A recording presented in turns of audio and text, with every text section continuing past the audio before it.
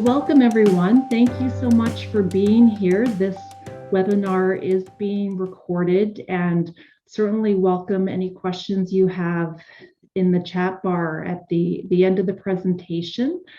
Getting HR ready for launch, design and launch an impactful leadership coaching program. And just a shout out to anyone on the webinar today who is responsible for human resources or in the HR role. It's been a really trying year, to say the least, in so many respects. And human resources has really had to pivot this year to get employees equipped to work safely from home and to support employees who have been under a tremendous amount of stress with at-home learning for kids, for employees who have kids in school, as well as all the stresses related to health concerns around the pandemic. So leadership in a crisis, leadership in particular, has really been tried this year, and very important to support our leadership team as HR professionals, as well as our employees. So human resources versus the C-suite, in particular finance.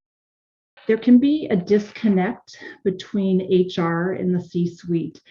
And, in HR, the scope is very broad. One day HR is recruiting, the next HR can be pulled into an employee relations issue.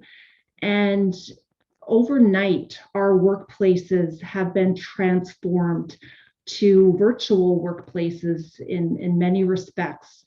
I know in manufacturing and construction, that's not always the case, but a great number of our employees have been working from home over the past year.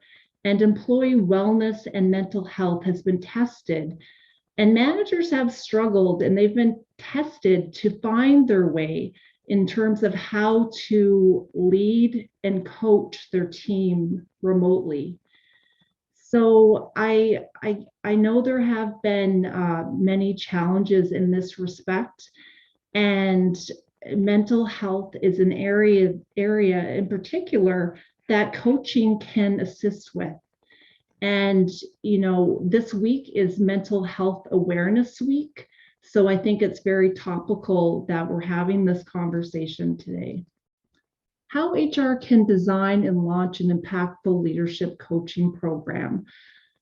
This has been really my focus in terms of designing an online course on this topic. And in terms of the agenda today, I'd like to share with you the high-level business case for coaching, talk a bit about HR's role in launching a leadership coaching program, and how to calculate the ROI on coaching.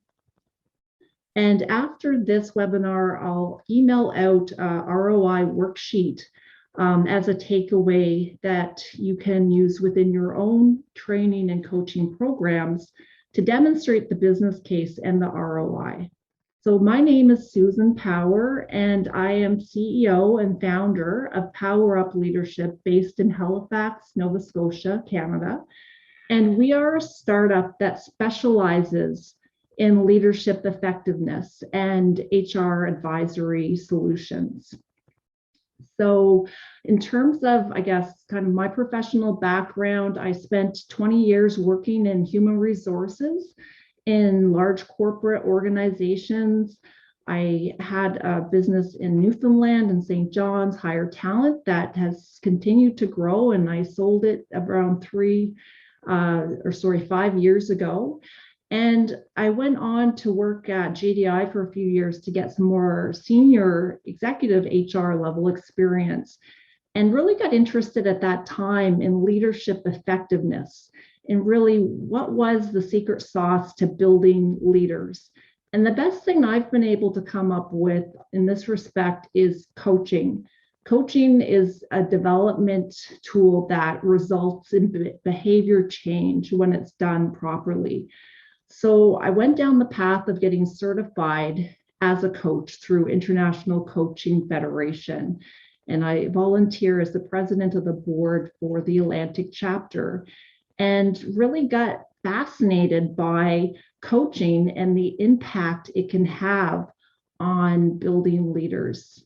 So decided to put together an online course directed towards HR professionals, because often it's HR or learning and development that administers these type of programs. And I truly believe I've witnessed and experienced coaching myself, working with the coach myself, as well as coaching clients throughout North America. And I've seen the impact that it can have on clients realizing their goals and on leadership effectiveness. So what is coaching? And please feel free to throw into the chat how you regard the difference between coaching, mentoring, and counseling. There's certainly some overlap between the three. International Coach Federation defines coaching as partnering with clients in a way that inspires them to maximize their personal and professional potential through a thought-provoking and creative process. And there's overlap with mentoring. Often the two get confused. Mentoring is often more of career advice with someone in a more senior position, not always, but often. And it's much more about, how would you handle this type of situation? What has worked in your experience? Whereas coaching is more about asking questions of the client to help them come up with their own answers and to help them have insights in terms of what they need to do next and what barriers they might be facing in terms of reaching their goals and how they can overcome those barriers. Counseling is, of course, you don't want your coach, unless they are a certified counselor, to be counseling you, but there's certainly a mental health aspect to coaching. And I've seen it come up, especially over the past year, just by having a thought partner to ask you questions and to have that dedicated time to explore and reflect can really be helpful in terms of building resilience and mental health in terms of, what's the underlying emotion driving your behavior? Because often, as far as leadership goals, it's mindset, fears, assumptions, underlying beliefs that can get in the way of coaching client making progress. So why is coaching important to business outcomes? Bain & Company conducted a study in 2015, and I find this really telling. One of the outputs from their study was on productivity rates. So many organizations measure employee engagement. Years back, it was employee satisfaction. And now companies are focused on measuring level of inspiration of their employees. Do employees believe in the organization's mission? Are they inspired by the level and quality of leadership? And you can see here that a satisfied employee is equivalent to 2.25 or 225% compared to an inspired employee. So you're getting a lot more discretionary effort, a lot more team alignment, and enhanced employee performance are the outputs of effective coaching. McKinsey & Company, they identified this year that 75% of employees say the most stressful part of their job was dealing with their immediate boss. And this tells a lot, I think. I mean, there are some wonderful bosses out there, wonderful leaders out there, but leadership effectiveness can be lacking often. And I think my assumption would be that would be what is driving the statistic. Conflict at work. Often HR gets approached if there's employee relations issues in the workplace. And we know that coaching, one of the outcomes of coaching is it builds better relationships. And the graph you see here is also from McKinsey's research. And it shows there's a direct relationship between level of satisfaction in an employee's job and how the respondent would describe the relations in the workplace between management and employees. So you see on the far left bar that 74% 74% of respondents who were very satisfied or completely satisfied in their job described the relations between management and employees as very good. So a direct positive correlation between those two variables. I'd like to share with you a case study from a client that I coached in the US, and it is a CEO, and of course coaching is always confidential, but this is just to show you the progress that this one client made on one of their goals. And the area of focus was time management. A little bit of background context. We use LeaderAmp, which is a company based in Silicon Valley. And LeaderAmp is an award-winning software and platform that strives to make learning and coaching as effective as possible. And essentially, they blend their scientific methodology and cutting-edge technology to assist in leader coaching. They draw upon organizational psychology, process improvement, testing, assessment, research, and they have an application where the live one-on-one coaching, which often happens bi-weekly cadence, is augmented through AI, where in between live coaching sessions, the coaching participant will get e-development tips through the app. So if they're working on a goal on time management, they'll get notifications pushed out to their phone on, tips, coaching tips related to their goal. And I've been a big fan since I got certified a year ago. And certainly if you want to learn more about the dimensions that LeaderAmp measures in terms of leadership effectiveness, we interviewed my co-host Tyler Bailey and I of Inspired Leadership Podcast. We interviewed the CEO of LeaderAmp, Dr. Matt Barney, to learn more about kind of the science behind LeaderAmp. And that's on Inspired Leadership Podcast. It's episode 26, and lots of great insights by Dr. Matt Barney on that episode. So this particular client, as I mentioned, he was focused on time management. On the right-hand side here, you see kind of the starting point. So he was at 59th percentile, which is rated as proficient on time management. And to get to the next level, he'd have to pass 62. So after working together for 6 months, focused on this particular goal, you can see on the left-hand side, when we remeasured the assessment, the 360 assessment, at the end of the coaching, he went to 89 out of 100.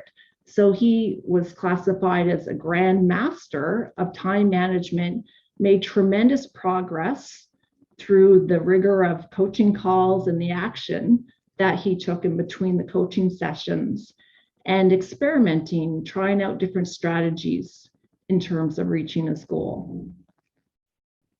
Another element of the process with LeaderAmp that helps accelerate development on goals is they use AI to measure, they call it sentiment analysis, where the coaching client can journal in their application, and it will analyze the negative emotions versus the positive emotions. So only the coach would have access to this, but on a day where the red was spiking up, like on 09/18, September 18, the coach can reach out, send a note of encouragement to the coaching client, and it can lead to insights by the client as well to see kind of the patterns in their own emotions as they're working towards reaching their goals. And it also tracks the percentage of commitments kept as well. So the coach can see, is the client truly committed and taking action towards reaching their goals? The part that HR likes about it too, that I find is really helpful, is the dashboard capability of Leader Amp, that you can see at a glance all the coaching clients at that organization and the level of engagement in terms of, have they completed their self-assessment? Have they been attending the coaching sessions? Have their stakeholders completed the 360-degree report? Has the report been generated? Has a goal been selected from the 360 to work on? So the data intensive nature of the dashboard gives HR leverage for making the business case of, okay, here's, participation's one measure in coaching for the value obtained, and showing the level of engagement of participants in terms of their own commitment to their own development. And it rates those that are at risk if they have canceled coaching calls or just not participated in the process. So it's a bit of a dashboard. International Coaching Federation, and this is certainly an area that many coaching clients set a goal around, increasing self-confidence. It's one of the most frequent areas, work-life balance being another one. But 80% of people who received coaching report increased self-confidence. And that certainly helps them reach all of their goals. And I think it's a pretty decent result from coaching. Often HR wonders, okay, what role should human resources play in the design and launch of a leadership coaching program? And often employees will show up in human resources office or call them up when they have a people-related issue in the workplace. And HR often understands the value of leadership coaching, and they, have an appetite to engage in it. But from the experience of working in HR for 20 years, I truly believe there's a conflict of interest for human resources to play the role of a coach. The next day they could be involved in a organizational redesign, a transformation effort, perhaps a performance management review process, the compensation decision in terms of compensation spend, or decisions that it makes it difficult for them to truly respect the confidentiality of a coaching conversation. And they're wearing two hats, so it makes it hard to be impartial as an internal stakeholder in the organization as well. So HR's role, in my view, should be in administering the program, but not in delivering the coaching. So the benefits of coaching, it can be a tricky thing to measure, but there's many benefits. This shows both the tangible business impacts and the intangible business impacts of coaching, based on a survey of the impact from coaching as reported by executives who received coaching. So on the tangible side, we've talked about the productivity increase, quality increase is another one, organizational strength, increases in customer service, reduced complaints, all things that have a monetary value and benefit to the organization. On the intangible side, it's very much improved relationships, both with direct reports, 77% experience that, as well as other stakeholders, both internal and external, 71% experience that. Improved teamwork, as well as improved relationships with peers. So lots of positive business impacts. And this is actually very timely because International Coaching Week is just around the corner. This is the 25th year of International Coaching Week, and International Coaching Federation came up with it. It runs this year May 17th to May 23rd. And there's a number of events actually that ICF Atlantic is hosting as far as PD professional development events. One of them is absolutely free to both the public and members on May 21st. And I encourage you to take a look at the website, ICF Atlantic. We engaged a company in Halifax, MQO Research, to survey different organizations who have worked with a coach within Atlantic Canada, and to talk about what their experience was and what their perceptions were in Atlantic Canada around coaching, and lots of great insights that are coming out of that report, original piece of research that will be presented by MQO on May 21st. So in terms of the program that my firm has designed, it launches also on May 17th, the first day of International Coaching Week, getting HR ready for launch, design and launch an impactful leadership coaching program. In terms of effectiveness of instructor-led training, many organizations do have leadership development training, and they'll send their employees, on a week of training, many great programs, but the impact is short-lived. You see from the two graphs here that there is a spike in behavior change, improvements made, but then it just goes back to status quo. So the business impacts are minimal. But training with follow-on coaching, the behavior impacts spike up and they're sustainable, which results in business impact over time. And this has certainly been my experience working with organizations.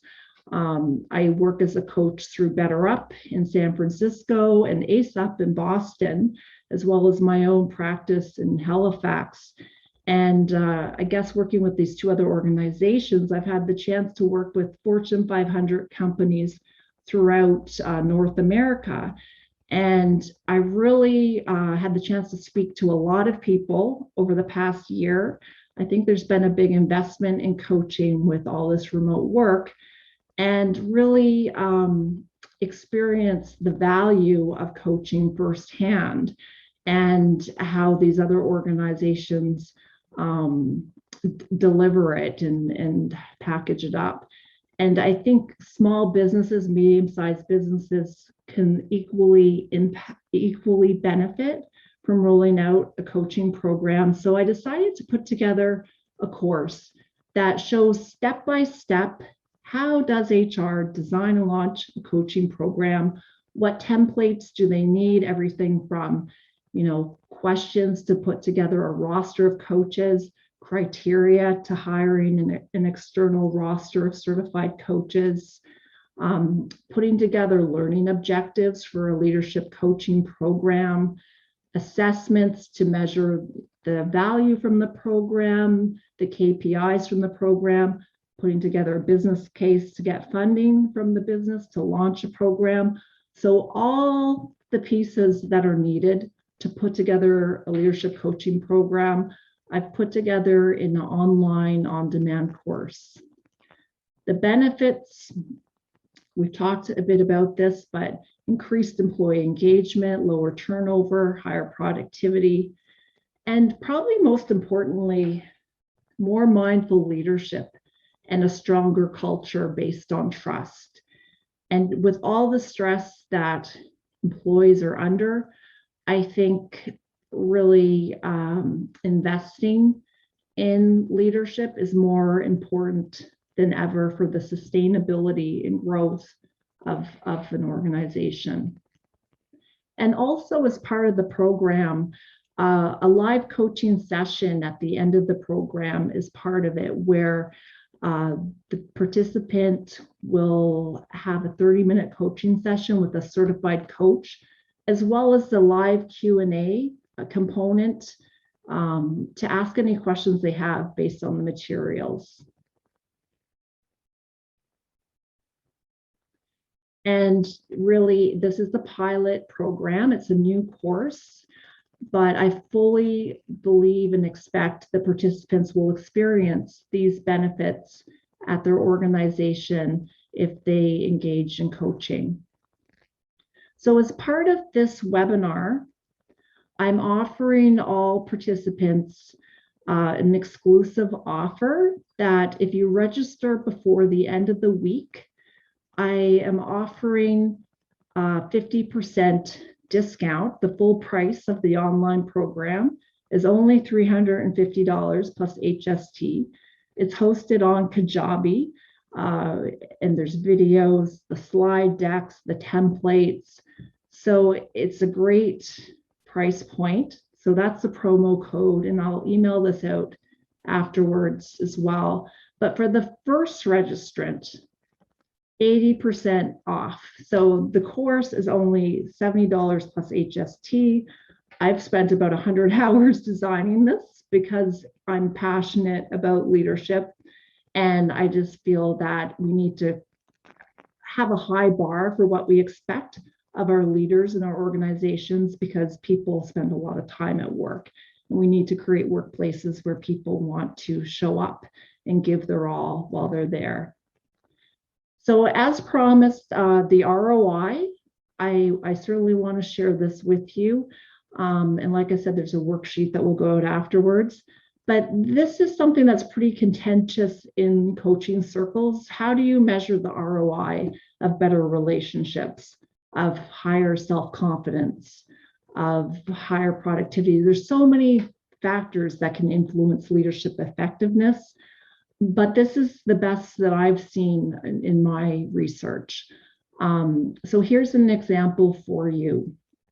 In this case, an executive received coaching to improve their interpersonal skills and their project management skills. So there was a bit of business coaching as well. At the end of the coaching engagement, the executive estimated that 50% improvements in her behavior could be directly attributed to the coaching program. The other 50% was attributed to her commitment to the process. So for this project, the executive said that she estimated that the ROI of the project was $215,000. And she was 90% confident in the fact that 50% of that ROI, of that 215, could be attributed to coaching. So that's where the 96,750 comes from. 50% of the 215, 90% certainty. The cost of the coaching program was $15,000 for the live coaching over 6 months. So the ROI, 545%. And I've seen different ROI calculations for coaching, and they usually fall somewhere between 4 to 7 times investment. So this is a phenomenal return. There's other methods to calculate ROI of coaching. A 360-degree assessment at the beginning of the coaching engagement to set some goals, and then 12 to 18 months later, post-coaching engagement, remeasured, like we saw in the leader amp example earlier. And then another way, probability expected value analysis. And these other methods are detailed more in the ROI worksheet that I will email out afterwards. So in summary, Sheryl Sandberg sums it up nicely in terms of why leadership matters. Leadership is about making others better as a result of your presence and making sure that impact lasts in your absence. And the mantra for Power Up Leadership is grow your leaders, grow your business.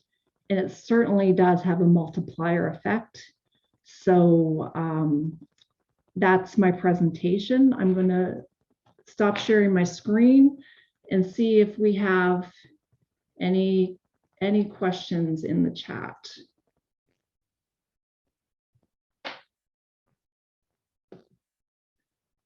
Katrina Henderson, in your experience, has coaching been more effective in person pre-pandemic versus online or phone? Oh, that's an interesting question. Thank you for that one, Katrina. I guess my experience is more as a business owner that pre-pandemic, I would approach large coaching organizations in the States and they would say, you're in Atlantic, Canada. Thanks for reaching out, but we do our coaching in person. So, unless we have an opportunity in Halifax, we're going to be meeting in person. But now that's a completely different story, of course. It's all delivered through Zoom or on the phone.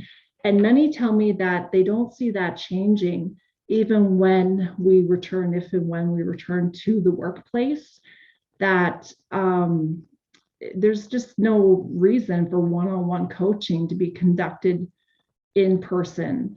That's I'm hoping that is the truth, but that's what they're telling me. So live training sessions, I see the value of the live group training sessions in person because you can get that engagement, across the room. But when it's one-on-one, I don't see any difference for whether it's in person or through Zoom. I prefer Zoom. Any other questions or comments? If so, just throw them into the chat bar, please.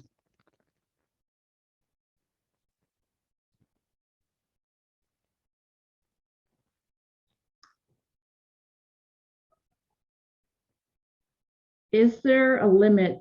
Kelly Henderson, thank you, Kelly. Is there a limit to the number of people you will be accepting into the program? No, but thank you for that question. I guess because it's a pilot, one of the things I should mention, I'm looking for some feedback from on the materials, what people liked, what they would suggest tweaking, what they would add to it. So I was going to include a call, like a focus group, to collect that feedback. And that's why the price point is so low, because it is the first time the course has been offered.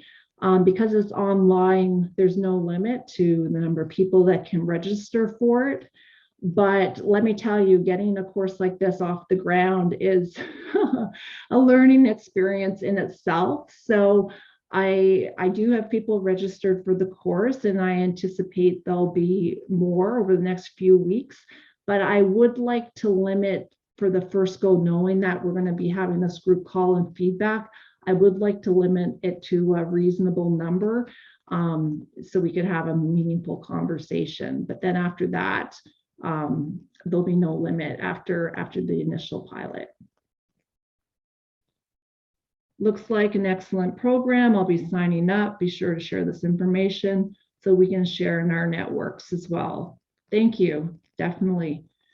When are you anticipating the start of the course? It launches May the 17th. It's already built, but we're just going through the final edits of the videos and adding the remaining materials.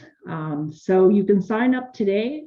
I'll send out the registration link with the ROI worksheet as well as the promo codes, but it will be available for download May 17th, once the first day of International Coaching Week, once the materials are finalized.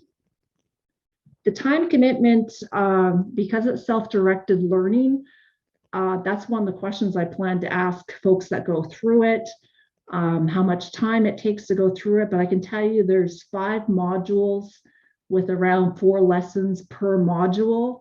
I would estimate it would be somewhere between 20 to 30 hours tops to go through it, depending, how much time you take downloading all the templates, the different resources.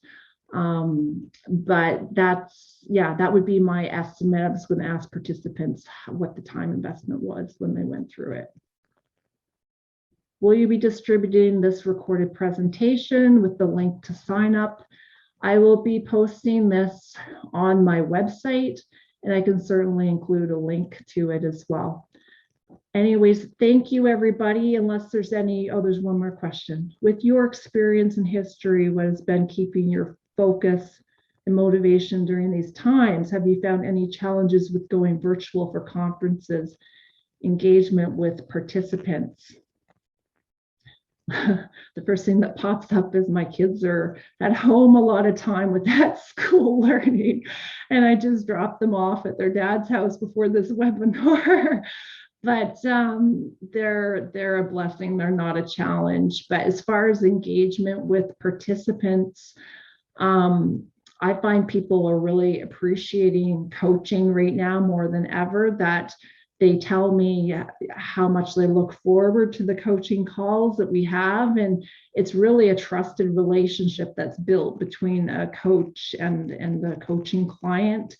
And I truly think it helps with mental health when we're all so disconnected and not in a physical workplace every day as well. And it's often coaching clients will say, these are the type of conversations I can't have with my direct manager. Sometimes they'll be looking for mental health strategies if they're feeling really anxious, and I could send them a resource on finding a mental health professional to support them on top of coaching. Or sometimes they'll be looking to introduce some better wellness habits, or refine their ability to speak up in a meeting with senior management, or figure out how to accept a major organizational transformation or challenge that is being rolled out at their organization that might involve downsizing. So there's a lot of things that can come up on these coaching conversations,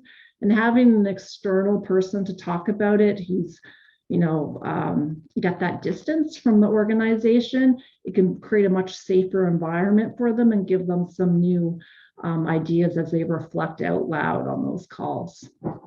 So anyways, thank you very much. I know we finished a little bit early here today, but I will send out the materials, and thanks for taking the time to attend. Enjoy your afternoon, everyone.